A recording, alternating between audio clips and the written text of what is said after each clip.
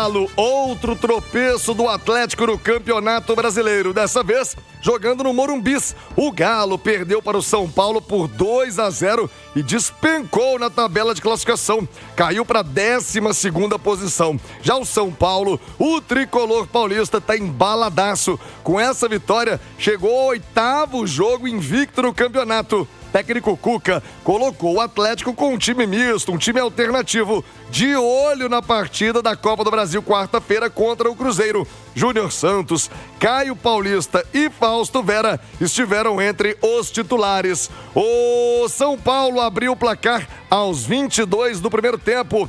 Pablo Maia fez 1-0 para o tricolor. Nos acréscimos do primeiro tempo, Vitor Hugo, zagueirão do Galo, chegou a empatar em um cruzamento. Ele pegou uma bola de cabeça, mas o VAR anulou o gol por impedimento. No segundo tempo, aos 35, Tapia ampliou para o São Paulo. O atacante que subiu da base do Galo, o Icep, 19 anos, Icep, fez a sua estreia no profissional alvinegro. Entrou no lugar do menino. O Icep, outro menino, já havia ficado cerca de 3 meses afastado até dos treinamentos no Galo, depois que exames médicos detectaram problemas cardíacos. Graças a Deus, superado, Icep fez a sua estreia no profissional. É uma joia, uma esperança da cria atleticana, da base do Galo, o Icep, 19 anos. Já na reta final da partida, o Scarpa acertou o travessão no São Paulo depois de cobrança de falta que desviou na barreira, mas o placar final foi 2-0 para o São Paulo. 11h44, o Caixa Mário Henrique, após a partida, falou de mais este tropeço do Galo no Brasileirão. Mário, o Atlético tem que tirar muitas lições desse ano, de altos e baixos. Mas eu vou começar pelo primeiro tempo, onde o Atlético foi até razoável, estava atacando pro gol daqui, do meu lado. Teve alguns momentos de lucidez, muita luta e chegou até a ter chance. Mas não conseguiu pôr a bola na casinha. Por quê? Tem Júnior Santos e Rony lá na frente. Essa bola não vai entrar fácil. A gente já tá ficando careca de falar isso. Veio o segundo tempo, o Atlético jogou absolutamente nada. O Atlético não entrou em campo no segundo tempo. Melhorou um pouquinho quando entrou ali o Scarpa, o Natanael lá na direita tentando ter alguma lucidez também, e o Biel lutando, o Alexander até que entrou bem, porque ele pega a bola e vai pra frente. Porque os outros jogadores parecem que têm medo de arriscar alguma coisa, de ir pra frente. Isso o Alexander faz muito bem. Mas das lições que o Atlético tem que tomar esse ano, é que tem alguns jogadores que não têm a mínima condição de ficar no Galo. Não dá. Caio Paulista, eu cheguei a perguntar no ar pro Cláudio Rezende, falou, quem que arrumou Caio Paulista no Atlético? Ah, veio com o Cuca. Aí não dá, né, Cuca? Com todo o carinho que a gente tem por você, de ser o maior campeão do Atlético, mexer com um jogador desta qualidade, não dá. Ele foi muito mal hoje. Mas não é só ele, não. Gabriel Menino, fraco. Júnior Santos, fraco.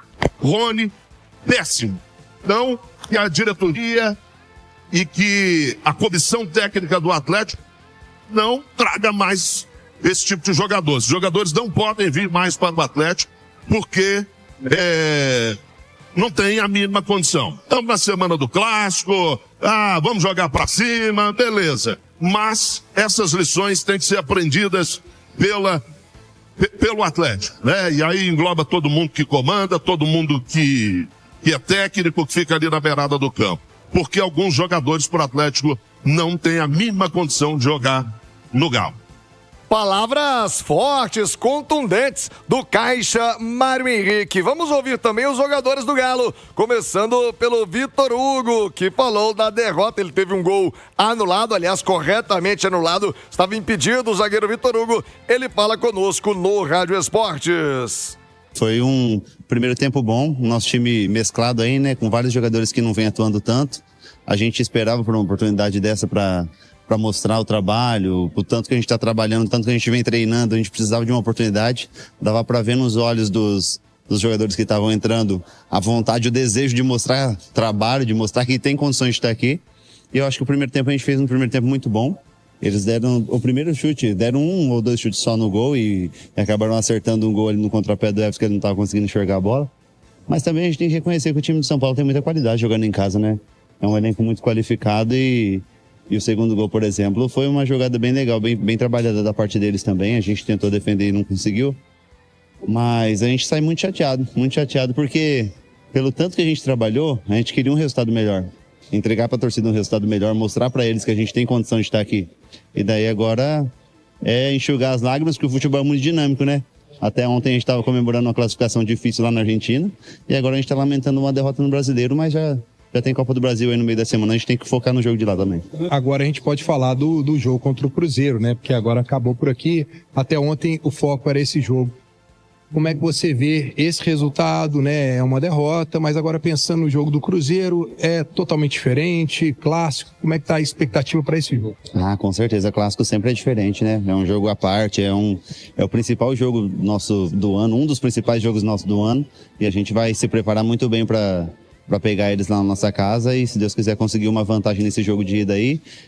Teve vários jogadores nossos que não jogaram para recuperar, uns de suspensão, outros de cansaço mesmo, para poder estar inteiro na quarta-feira. Se Deus quiser, vamos fazer um grande jogo lá. Vamos ver o que o professor vai armar, né? A gente ainda não sabe. O foco é 100% lá na Copa do Brasil.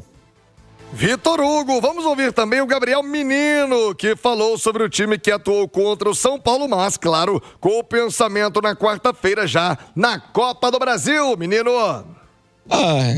Creio eu que o Cuca confia em todos os jogadores do elenco, deram oportunidade para o que não estão jogando muito. Foi muito bom o primeiro tempo, creio eu, que fizemos um bom jogo, mas na primeira finalização do São Paulo tomamos o gol. Acho que o destino não está querendo que nós ganhemos no Campeonato Brasileiro, mas enfim, faz parte. Temos 24 horas para se lamentar, que quarta-feira já temos um clássico aí pela frente. Pensando no clássico, como é que você vê, no seu ponto de vista, pelas atuações do Atlético, como é que o Atlético chega para esse clássico? A gente chega grande, igual nós somos, com muita confiança.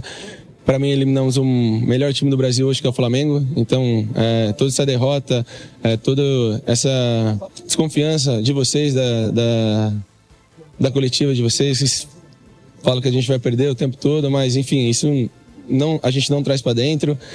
A gente fizemos um bom primeiro tempo hoje. Queríamos ter ganhado hoje para chegar no clássico com uma confiança a mais, mas enfim, 24 horas para se recuperar, para que quarta-feira a gente esteja 100% e dê o nosso melhor. Menino, tudo bem? Assim como aconteceu em 2024, cara, é um Atlético Mineiro que vai muito bem dentro das Copas, mas acaba pecando dentro do Campeonato Brasileiro. Esse 2025 a gente tende a ter essa versão do Atlético Mineiro também, investindo mais nas Copas, buscando um título? A gente carrega um peso a mais, porque ano passado aconteceu quase a mesma coisa, mas aqui dentre nós a gente sabe o quanto é importante ganhar no Brasileiro, mas a gente, claro, obviamente, a gente dá uma prioridade a mais nas Copas, mas não deixa o Brasileiro de lado, porque é um campeonato grande que dá vaga direto para a Libertadores, então a gente busca ficar entre os 6, não sei se dá tempo de ganhar, mas enquanto houver chance, a gente tem fé, então vamos brigar. Mas nosso objetivo principal não são todas as competições, mas jogo atrás de jogo, muito jogo, mas creio eu que vamos colher lá na frente muitos frutos aí. Muito bem, Gabriel Menino, mais um personagem da partida no Rádio Esportes. O Cuca, comandante alvinegro, analisa no Rádio Esportes outro tropeço do Galão da Massa no Brasileiro, Cuca. Eu vi um primeiro tempo igual, muito igual. O São Paulo fez o primeiro gol ali 20 e poucos minutos. O primeiro arremate ao gol que o São Paulo teve. Até então não tinha tido nenhuma oportunidade, nem um chute ao gol, nada. O jogo era bastante controlado, né? Nós tivemos o gol que milimetricamente foi anulado também. Poderia ter saído com empate no primeiro tempo. Tivemos uma bola do Rony também que passou perto, né? E eles tiveram mais uma que o Everson acabou defendendo, mas foi muito equilibrado. Já o segundo tempo, lógico que a gente tem que sair pro jogo, nós temos que tentar empatar o jogo, e à medida que a gente fez as trocas, que eram ideias para pôr o time mais à frente, jogador descansado, sem desgastar ninguém para o próximo jogo que a gente tem, nós não tivemos aquela entrada que surtiu efeito e que melhorou o time como a gente esperava que acontecesse. Pelo contrário, nós não criamos no segundo tempo, o São Paulo defendeu bem e não tinha também criado chances de gol até ter feito o segundo gol numa bela jogada. Naquele momento também eu já tinha descansado o Alan Franco, né? Já tinha mexido no setor defensivo, aberto mais o time, porque não mudava nada perder de 1-0 ou perder de 2-0. A gente tentava era buscar o empate. Depois demos uma bola na trave e acabou que não entrou. Enfim, eu acho que pelo segundo tempo foi um placar justo pelo que o São Paulo jogou. O Cuca também comentou sobre a escalação, né? As escolhas dele para o jogo, deixando muitos titulares de fora, pensando, claro, na quarta-feira, clássico com o Cruzeiro pela Copa do Brasil, Cuca. Nós jogamos quinta-feira à noite, tem uma viagem desgastante para cá. Se você coloca o time titular a jogar, você não tem a certeza de um bom resultado, mas você vai ter a certeza de um bom desgaste que você vai ter para o próximo jogo, que é muito importante também. Então, o que foi feito foi calculado, o risco de se ter uma derrota com o time reserva é maior, nós corremos esse risco. Eu saio muito contente pelo primeiro tempo, que a gente jogou igual. No segundo tempo não foi um jogo disparelho, mas nós tomamos um gol que acabou decretando o resultado final, né? 1-0, até o final você tem uma bola, como aquela que bateu na trave e pode entrar, você empata o jogo. Mas as medidas que nós tomamos eu acho que foram acertadas e agora é mobilizar para quarta-feira. Boa, 11h59, Cuca. Agora é concentração, foco total, mobilização total para quarta-feira, grande clássico. Vamos falar do Cruzeiro também já. Cruzeiro ganhou do Internacional e a gente vai também analisar a vitória do Cruzeiro. Mas agora quero convidar os comentaristas da Itatiaia, Nath Fiuza, Alexandre Simões, para falar da atuação do Atlético ontem, a se considerar, claro, a opção de um time alternativo. São Paulo tá embaladaço, 8 jogos já de invencibilidade no Campeonato Brasileiro. Sinal eletrônico marcou meio-dia, Nath Fiuza. Boa tarde. O que dizer da atuação do Galo e da campanha, Nath, em especial? Ontem um recorte diferente, time alternativo, mas de modo geral, depois da pausa do Mundial de Clubes, campanha do Galo no Brasileiro é terrível, Nath. Boa tarde. Boa tarde, Thiago. Um abraço, viu, a você, a quem está nos acompanhando aqui no Rádio Esportes, começando mais uma semana juntos. Um abraço também ao Alexandre Simões. É claro que o Cuca foi muito claro na entrevista coletiva sobre o risco, né, que se corre quando você opta por mudar ali a equipe. O Atlético já teria algumas mudanças forçadas, jogadores suspensos, jogadores que estão lesionados. Quando você opta por um time alternativo, você perde em entrosamento, em força coletiva, mas eu acho que é inadmissível o Atlético fazer uma campanha tão ruim no Campeonato Brasileiro, e é uma campanha muito marcada por altos e baixos, porque mesmo em alguns outros momentos, até antes da pausa para o Mundial de Clubes, que o Atlético utilizou a maior parte dos seus principais jogadores, ainda assim, um time que tem dificuldades para engrenar nessa competição. O foco nas Copas, ele é muito legítimo, mas o Atlético vai ter que dar 1000% então nas Copas, porque se o resultado não vier por elas, muito provavelmente vai ser um ano terrível para o Atlético, porque as perspectivas no Brasileirão são muito ruins. E acho que ao disputar 3 competições ao mesmo tempo e jogos como o de ontem pelo Brasileirão, que é a competição menos privilegiada neste momento, digamos assim, deixa muito claro que o Atlético não tem elenco para brigar nessas 3 frentes. E aí não é nem falta de peças, aí eu acho que é mesmo, tem faltado qualidade, e algumas peças que a gente esperava, né, que pudessem render mais, não têm correspondido, como é o caso do Júnior Santos, que ontem provou, né, para todo mundo por que ele não é titular. Errou quase tudo que tentou e em alguns momentos nem sequer apareceu para o jogo. Acho que se ele reassistisse aquela entrevista em que ele pediu mais oportunidades e reassistisse também o jogo de ontem, ele ficaria constrangido de ter pedido mais sequência. É claro, teve as lesões, tem a falta de ritmo porque ele joga pouco, mas um jogador de 48 milhões de reais não pode fazer tão pouco como faz o Júnior Santos, assim como outros reservas do Atlético que tem provado que a força que vem do banco não é tão forte assim, né, Thiago? É, um elenco mais enxuto. Alexandre Simões, qual foi o grande pecado do Atlético ontem? E de novo, né, Simões, o Atlético faz ali um bom primeiro tempo, depois a coisa, o Cuca até amenizou, disse que não foi tão ruim, o Caixa achou um desastre. O segundo tempo do Galo, porque muda tanto, o Atlético oscila tanto dentro da mesma partida, hein, Simões? Boa tarde. Boa tarde, Thiago, boa tarde, Nath, quem acompanha a gente. Eu acho que o ponto principal aí, Thiago, passa principalmente por mobilização, motivação, né? O Cuca, inclusive, na entrevista coletiva pós-jogo, ele deixou evidente que as Copas são a prioridade do Atlético, coisa que a gente já sabia e já tinha percebido e que já vem desde o ano passado, tá? Já veio desde o ano passado e deixou um trauma, né? Porque o Atlético escapou do rebaixamento na última rodada. O que eu vejo é isso. Eu acho que fica até muito difícil de se analisar aquele São Paulo e Atlético, tá? Pelas mexidas que o Atlético sofreu, e eu acho que por esses dois fatores, mobilização e motivação. Isso é fundamental num jogo de futebol, num esporte de alto rendimento, tá?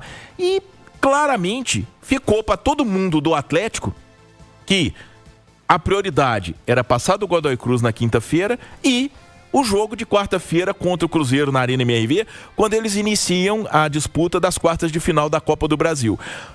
É um processo perigoso, pelo que já aconteceu no ano passado, né? O Atlético é o 12º colocado, a Nath colocou bem. O Atlético ano passado foi finalista das duas Copas, perdeu as duas finais, está jogando a Sul-Americana por isso, né? Porque no Campeonato Brasileiro não conseguiu brigar por vaga em Copa Libertadores, embora a gente tivesse um G8 na Série A de 2024. Então, eu acho que é mais ou menos aquela história do risco calculado.